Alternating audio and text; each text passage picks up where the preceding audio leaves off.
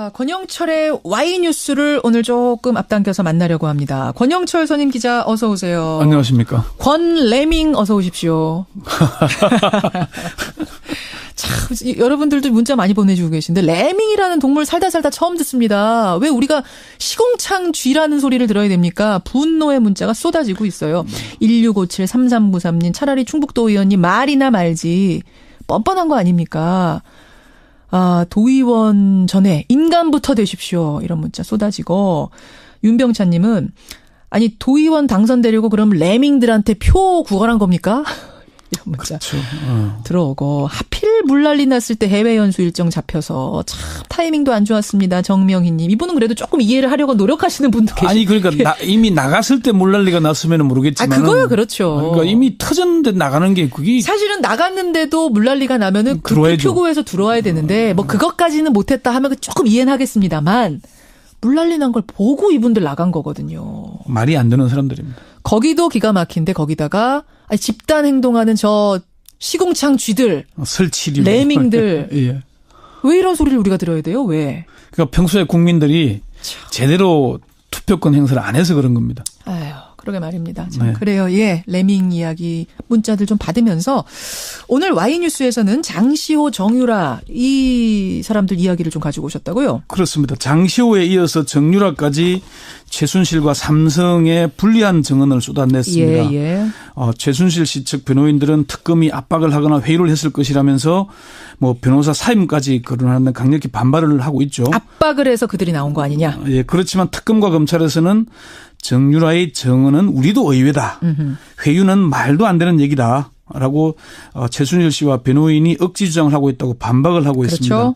그래서 오늘 Y뉴스에서는 정유라, 장시호 왜 딸들은 반란을 일으켰을까 이렇게 주제를 정해봤습니다. 제일 궁금한 것부터 네. 물어보죠. 네. 정유라 씨가 증인으로 출석을 할 거면 네. 당당하게 할 거면 왜 새벽 2시에 나간 겁니까?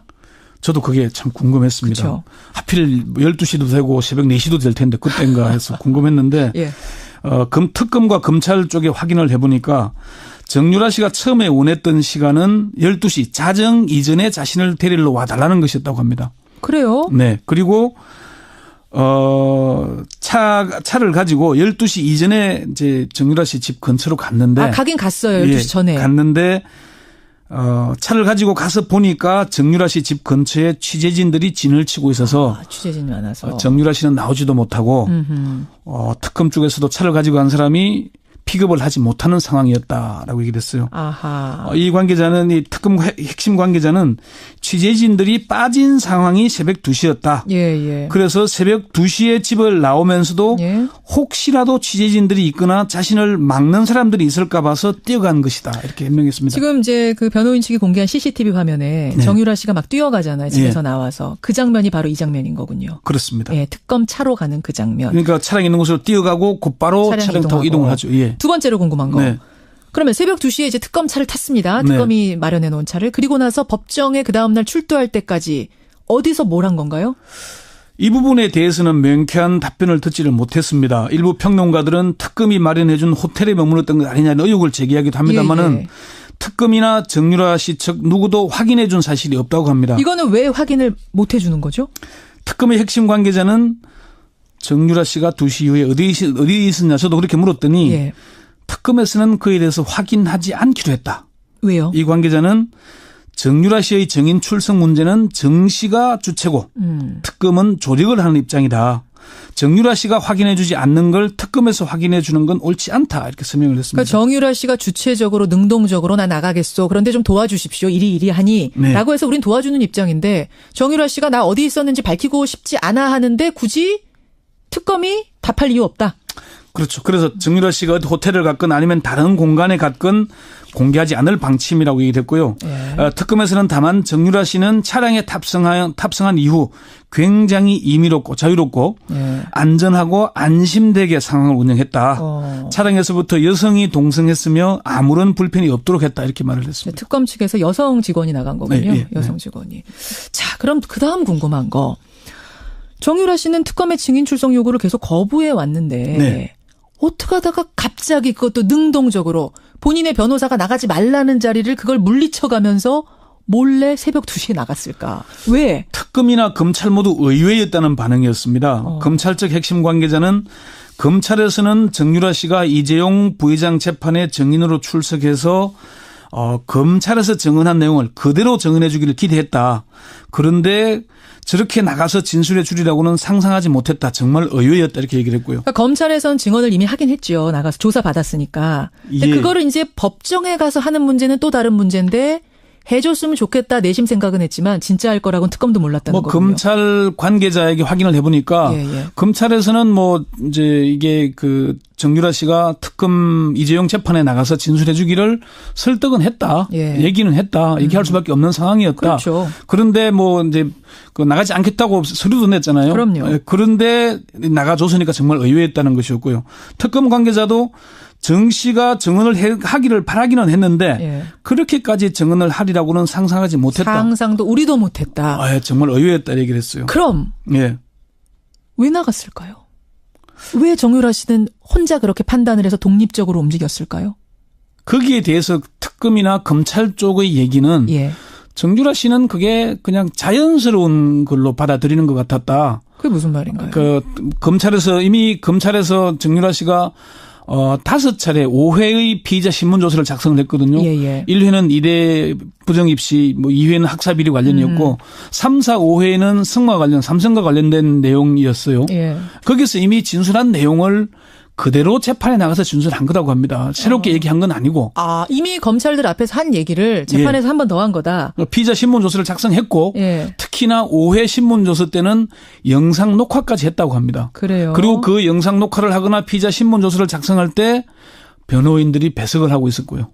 그러니까 물론 압니다. 검찰에서 조사받을 때 얘기한 거를 한 것인 줄은 알지만 그거를 법정에 나가서 다시 한번 얘기를 하는 건 엄마한테 얼마나 해로운 일인지 알 거고 그래서 변호인들도 그래서 말린 거 아니에요. 근데 그 결심을 그럼 왜 하게 됐는가? 그러니까 설들이 분분해요. 아들을 지키려고 그랬을 것이다. 3번째 구속영장을 피하려고 그랬을 것이다. 여러 가지 얘기들. 뭐라고 보세요? 그게 이제 최순실 씨 변호인들은 이제 특검이 새벽 2시에 정 씨를 혼자 불러내서 회유와 압박을 했다. 심지어 보쌈한 거 아니냐 이런 주장까지 했죠. 보쌈한 거 아니냐는 얘기도 했습니다. 그런데 그 말에는 의표가 있습니다. 특검이 정 씨를 회유하거나 압박하기 위해서는 권한이 있어야 하는데 특검이 지금 남은 권한은 정유라 씨를 법정 증인으로 부르는 권한밖에 없습니다. 수사권도 없죠. 그러니까 봐줄 것도 없는 겁니다. 맞아요. 그리고 이미 검찰에서도 영장을 2번 청구해서 기각이 됐잖아요. 그렇죠. 그런데 3번 청구한다 그래서 발부된다는 보장이 어디 있겠습니까? 그리고 정유라 씨를 회유한다 그러는데 회유를 했다 치고 1심에서 유죄가 나왔다. 그런데 항소심 가서 검찰이 회유한 것이다라고 정문을 뒤집으면은 어떻게 하겠습니까? 이게 아주 민감한 내용들입니다. 재판에 쉽게 얘기할 수 있는 게 아니에요. 변호인들은 그렇게 주장을 하지만은 이게 뒤집어지기 시작하면은 전체의 전국 판이 뒤집어질 수 있는 겁니다. 그걸 잘하는 검찰이 특검이 회유 압박을 했을 리는 없단 말씀이시군요. 그러니까 법조계 일각에서는 검찰이 일종의 딜을 했을 가능성이 있을 것이라는 얘기까지 나오는 건 사실입니다. 그렇지만 국정농단 사건 하나하나가 아주 민감한데 조금이라도 잘못되면은 전체 재판에 영향을 미칠 수도 있지 않겠습니까? 그렇죠. 그러니까 그렇게 쉽게 볼 수는 없는 겁니다. 그래서 검찰 관계자는 그렇게 얘기를 합니다. 변호인들로서는 그렇게 주장할 수밖에 없을 것이다. 정유라 변호인. 그런데 그 변호인들은 이미 검찰에서 진술할 때 다 듣고 보고 있었잖아요. 그런데 뒤늦게 와서 무슨 살모사니 배신이니 보쌈이니 얘기하는 것은 자기들로서는 그렇게 주장을 해야 할 수밖에 없지 않겠습니까? 할 말이 없으니까. 그러면 다시 원점으로 돌아와요. 그럼 압박도 아니고 회유도 아니고 그럼 정유라는 왜 나가야겠다는 생각을 스스로 혼자 하게 됐을까요? 어쨌건 그게 이제 검찰의 설득이 주요했는지는 모르겠는데 검찰이나 특검에서도 그거와 관련해서 시원하게 자연스럽게 얘기를 못 하는데 정유라와 장시호의 스타일 문제라고 얘기를 합니다. 스타일 문제.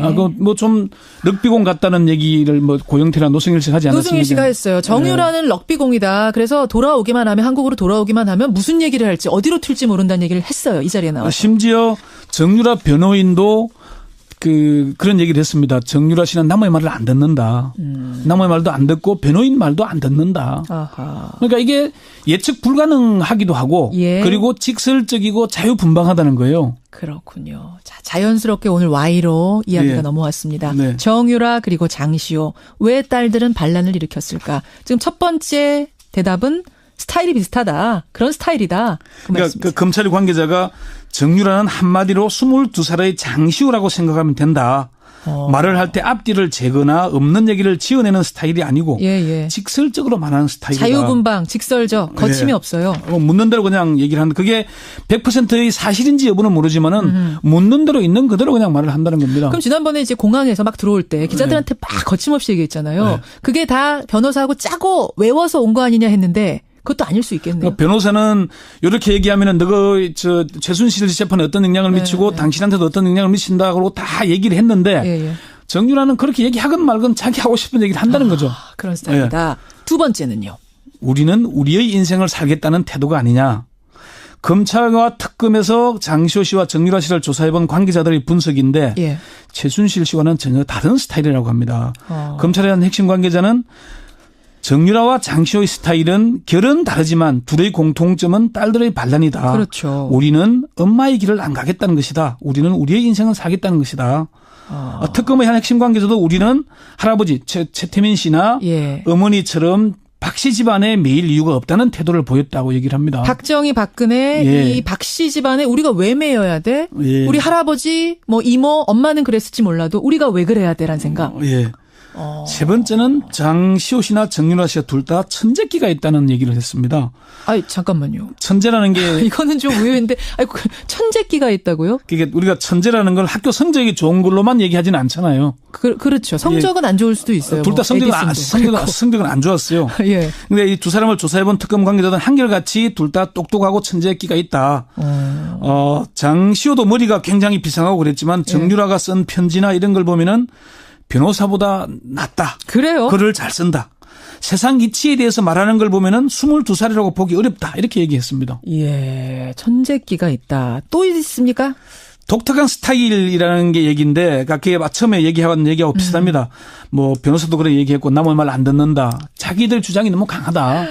자, 그런 정유라, 장시호 왜 딸들은 반란을 일으켰나 듣고 보니 좀 정리가 되는군요. 권영철 선임 기자. 수고하셨습니다. 네. 그래서 오늘 와이뉴스에서는 정유라, 장시호 왜 딸들은 반란을 일으켰을까 이렇게 주제를 정해봤습니다. 제일 궁금한 것부터 물어보죠.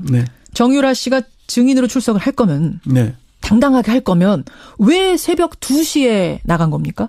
저도 그게 참 궁금했습니다. 그쵸. 하필 12시도 되고 새벽 4시도 될 텐데 그때인가 해서 궁금했는데 특검과 검찰 쪽에 확인을 해보니까 정유라 씨가 처음에 원했던 시간은 12시 자정 이전에 자신을 데리러 와달라는 것이었다고 합니다. 그래요? 네. 그리고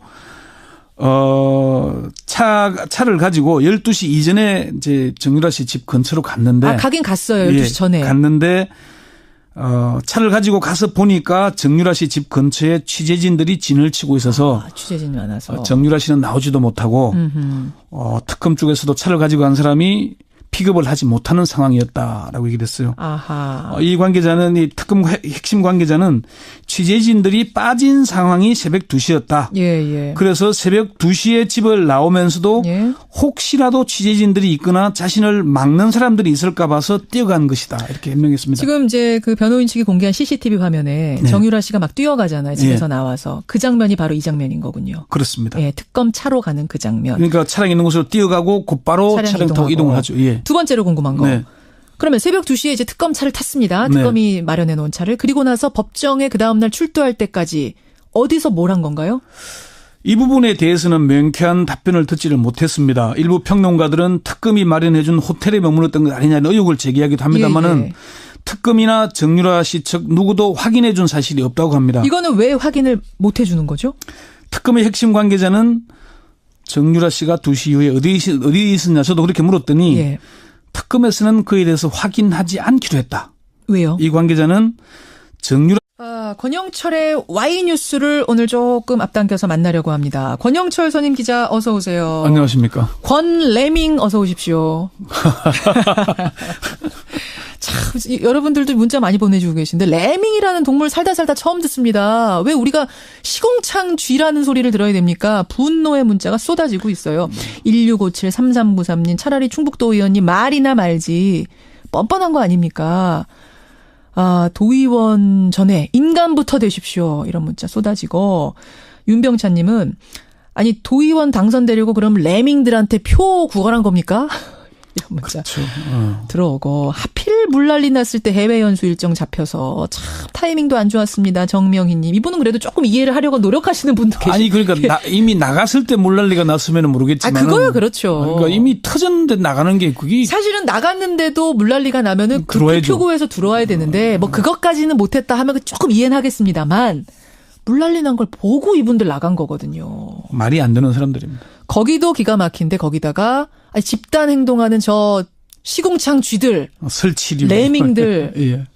왜 이런 소리를 우리가 들어야 돼요? 왜? 그러니까 평소에 국민들이 제대로 투표권 행사를 안 해서 그런 겁니다. 아유, 그러게 말입니다. 참, 네. 그래요. 예, 레밍 이야기 문자들 좀 받으면서 오늘 Y뉴스에서는 장시호, 정유라 이 사람들 이야기를 좀 가지고 오셨다고요? 그렇습니다. 장시호에 이어서 정유라까지 최순실과 삼성의 불리한 증언을 쏟아냈습니다. 예, 예. 최순실 씨 측 변호인들은 특검이 압박을 하거나 회유를 했을 것이라면서 뭐 변호사 사임까지 거론하는 강력히 반발을 하고 있죠. 압박을 해서 그들이 나온 거 아니냐? 예, 그렇지만 특검과 검찰에서는 정유라의 증언은 우리도 의외다. 회유는 말도 안 되는 얘기다. 라고 최순실 씨와 변호인이 억지 주장을 하고 있다고 반박을 하고 그렇죠. 있습니다. 그러다 그러는데 예. 회유를 했다 치고 1심에서 유죄가 나왔다. 예. 그런데 항소심 가서 네. 검찰이 회유한 것이다라고 증언을 뒤집으면은 어떻게 하겠습니까? 이게 아주 민감한 내용들입니다. 재판에 쉽게 얘기할 수 있는 게 아니에요. 변호인들은 그렇게 주장을 하지만은 이게 뒤집어지기 시작하면은 예. 전체의 전국 판이 뒤집어질 수 있는 겁니다. 그걸 잘하는 검찰이 특검이 회유 압박을 했을 리는 없단 말씀이시군요. 그러니까 법조계 일각에서는 검찰이 일종의 딜을 했을 가능성이 있을 것이라는 얘기까지 나오는 건 사실입니다. 그렇지만 국정농단 사건 하나하나가 아주 민감한데 네. 조금이라도 잘못되면은 전체 재판에 영향을 미칠 수도 있지 않겠습니까? 그렇죠. 그러니까 그렇게 쉽게 볼 수는 없는 겁니다. 그래서 검찰 관계자는 그렇게 얘기를 합니다. 변호인들로서는 그렇게 주장할 수밖에 없을 것이다. 정유라 변호인. 예. 그런데 그 변호인들은 이미 검찰에서 진술할 때 다 듣고 보고 있었잖아요. 그런데 뒤늦게 와서 무슨 살모사니 배신이니 보삼이니 얘기하는 것은 자기들로서는 그렇게 주장을 해야 할 수밖에 없지 않겠습니까? 예, 할 말이 없으니까. 예. 그러면 다시 원점으로 돌아와요. 그럼 예. 압박도 아니고 회유도 아니고 그럼 정유라는 왜 나가야겠다는 생각을 스스로 혼자 하게 됐을까요? 어쨌건 그게 뭐 이제 검찰의 설득이 주요했는지는 모르겠는데 예. 검찰이나 특검에서도 그거와 관련해서 시원하게 자연스럽게 얘기를 못 하는데 정유라와 장시호의 스타일 문제라고 얘기를 합니다. 스타일 문제. 뭐 좀 럭비공 같다는 얘기를 뭐 고영태나 노승일 씨가 하지 않았습니까? 노승일 씨가 했어요. 정유라는 럭비공이다. 그래서 돌아오기만 하면 한국으로 돌아오기만 하면 무슨 얘기를 할지 어디로 튈지 모른다는 얘기를 했어요. 이 자리에 나와서. 심지어 정유라 변호인도 그런 얘기를 했습니다. 정유라 씨는 남의 말을 안 듣는다. 남의 말도 안 듣고 변호인 말도 안 듣는다. 아하. 그러니까 이게 예측 불가능하기도 하고 예. 그리고 직설적이고 자유분방하다는 거예요. 그렇군요. 자, 자연스럽게 오늘 Y로 이야기가 예. 넘어왔습니다. 네. 정유라고는 상상하지 못했다. 상상도 우리도 못했다. 정말 의외였다 얘기를 했어요. 그럼 예. 왜 나갔을까요? 왜 정유라 씨는 혼자 그렇게 판단을 해서 독립적으로 움직였을까요? 거기에 대해서 특검이나 검찰 쪽의 얘기는 예. 정유라 씨는 그게 그냥 자연스러운 걸로 받아들이는 것 같았다. 그게 무슨 말인가요? 이미 검찰에서 정유라 씨가 5차례 5회의 피의자 신문조서를 작성을 했거든요. 예. 1회는 이대 부정입시, 2회는 학사비리 관련이었고 3, 4, 5회는 삼성과 관련된 내용이었어요. 예. 거기서 이미 진술한 내용을 그대로 재판에 나가서 진술한 거라고 합니다. 새롭게 얘기한 건 아니고. 이미 검찰들 앞에서 한 얘기를 재판에서 한 번 더 한 거다. 피의자 신문조서를 작성했고 예. 특히나 5회 신문조서 때는 영상 녹화까지 했다고 합니다. 그래요. 그리고 그 영상 녹화를 하거나 피의자 신문조서를 작성할 때 변호인들이 배석을 하고 있었고요. 그러니까 물론 압니다. 네. 검찰에서 조사받을 때 얘기한 거를 한 것인 줄은 알지만 네. 그거를 법정에 나가서 다시 한번 얘기를 하는 건 엄마한테 얼마나 해로운 일인지 알 거고 그래서 변호인들도 그래서 말린 거 아니에요. 근데 그 결심을 그럼 왜 하게 됐는가? 그러니까 설들이 분분해요. 뭐 아들을 지키려고 그랬을 것이다. 세 번째 구속영장을 피하려고 그랬을 것이다. 여러 가지 얘기들. 뭐라고 보세요? 그게 이제 최순실 씨 변호인들은 이제 특검이 새벽 2시에 정 씨를 혼자 불러내서 회유와 압박을 했다. 심지어 뭐 보쌈한 거 아니냐 이런 주장까지 했죠. 보쌈한 거 아니냐는 얘기도 했습니다. 그런데 그 말은 어폐가 있습니다. 특검이 정 씨를 회유하거나 압박하기 위해서는 권한이 있어야 하는데 예. 특검이 지금 남은 권한은 정유라 씨를 법정 증인으로 부르는 권한밖에 없습니다. 수사권도 없죠. 그러니까 봐줄 것도 없는 겁니다. 맞아요. 예. 네. 그리고 이미 검찰에서도 영장을 2번 청구해서 기각이 됐잖아요. 그렇죠. 그런데 3번 청구한다 그래서 발부된다는 보장이 어디 있겠습니까? 그리고 정유라 씨를 회유한 씨의 증인 출석 문제는 정 씨가 주체고 특검은 조력을 하는 입장이다. 정유라 씨가 확인해 주지 않는 걸 특검에서 확인해 주는 건 옳지 않다. 이렇게 설명을 했습니다. 그러니까 정유라 씨가 주체적으로 능동적으로 나 나가겠소. 그런데 좀 도와주십시오. 이리 하니. 네. 라고 해서 우린 도와주는 입장인데 정유라 씨가 나 어디 있었는지 밝히고 싶지 않아 하는데 굳이 특검이 답할 이유 없다. 그렇죠. 그래서 정유라 씨가 어디 호텔을 갔건 아니면 다른 공간에 갔건 공개하지 않을 방침이라고 얘기했고요. 예. 특검에서는 다만 정유라 씨는 차량에 탑승한 이후 굉장히 임의롭고 자유롭고 예. 안전하고 안심되게 상황을 운영했다. 차량에서부터 여성이 동승했으며 아무런 불편이 없도록 했다. 이렇게 말을 했습니다. 특검 측에서 여성 직원이 나간 거군요. 네, 여성 직원이. 자, 그럼 그다음 궁금한 거. 정유라 씨는 특검의 증인 출석 요구를 계속 거부해 왔는데 네. 어떻게 하다가 갑자기 그것도 능동적으로 본인의 변호사가 나가지 말라는 자리를 그걸 물리쳐가면서 몰래 새벽 2시에 나갔을까? 왜? 특검이나 검찰 모두 의외였다는 반응이었습니다. 검찰 측 핵심 관계자는 검찰에서는 정유라 씨가 이재용 부회장 재판에 증인으로 출석해서 검찰에서 증언한 내용을 그대로 증언해 주기를 기대했다. 그런데 저렇게 나가서 진술해 주리라고는 상상하지 못했다. 정말 의외였다. 이렇게 얘기를 했고요. 그러니까 검찰에선 증언을 이미 하긴 했죠. 나가서 조사받았으니까. 근데 예. 그거를 이제 법정에 가서 하는 문제는 또 다른 문제인데 해줬으면 좋겠다 내심 생각은 했지만 진짜 할 거라고는 특검도 몰랐다는 거군요. 검찰 관계자에게 확인을 해보니까 예. 검찰에서는 이제 이게 정유라 씨가 특검 이재용 재판에 나가서 진술해 주기를 설득은 했다. 예. 얘기는 했다. 얘기할 수밖에 없는 상황이었다. 그렇죠. 그런데 이제 나가지 않겠다고 서류도 냈잖아요. 그럼요. 그런데 나가줬으니까 정말 의외였다는 것이었고요. 특검 관계자도 정 씨가 증언을 하기를 바라기는 했는데 예. 그렇게까지 증언을 하리